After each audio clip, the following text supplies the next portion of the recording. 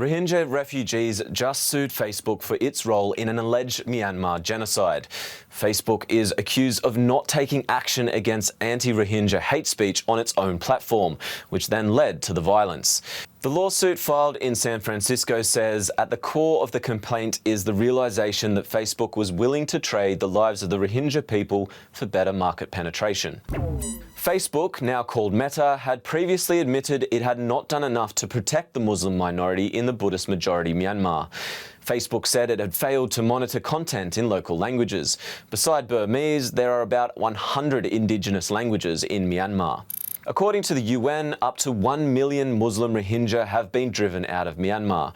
UN human rights experts say Facebook posts played a decisive role in stirring up hatred.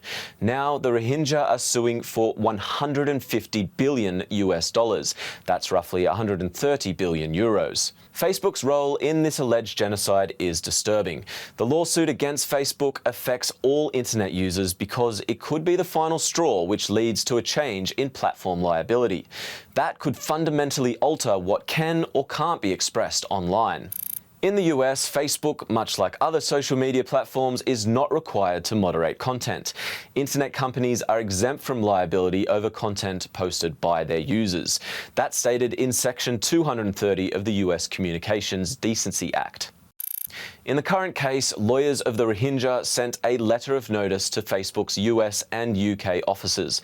They argued that the law of Myanmar should be applied, which has no such protections. Can foreign law be applied to a US tech company? Well, we asked an expert. You can bring Myanmar law or the law of any foreign jurisdiction into US courts. US courts will hear claims arising under foreign law. But it's in very special cases where it's entirely justified. That doesn't mean that US courts will ignore American law in the process.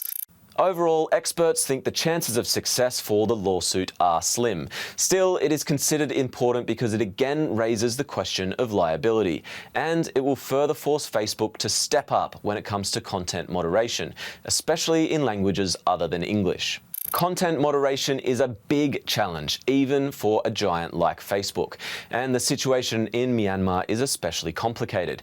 As mentioned, the country hosts almost 100 indigenous languages. Apart from that, the worldwide Unicode standard isn't always standard in Myanmar. Unicode guarantees the consistent handling of text in different languages on different digital systems. It makes sure that emojis are recognized by most computers and smartphones worldwide, and it makes it possible for users to access the same online platform in different languages. In Myanmar, however, a lot of devices use a font called Saucy, which isn't compatible with Unicode. Although there are several so-called converters, they don't work reliably. Devices that use Saucy have problems displaying Unicode content, and vice versa. Facebook's algorithms often can't interpret posts in Saucy. Although Facebook has taken measures to improve the overall situation, it hasn't been anywhere near adequate so far. And this is true worldwide. In October, Facebook whistleblower Frances Haugen testified that 87% of the cash Facebook spent on combating misinformation was actually for English content. To put that in perspective, only 9% of users are actually English speakers. If Facebook and other internet companies were held liable for their users' content, it could lead to intense content moderation in all languages.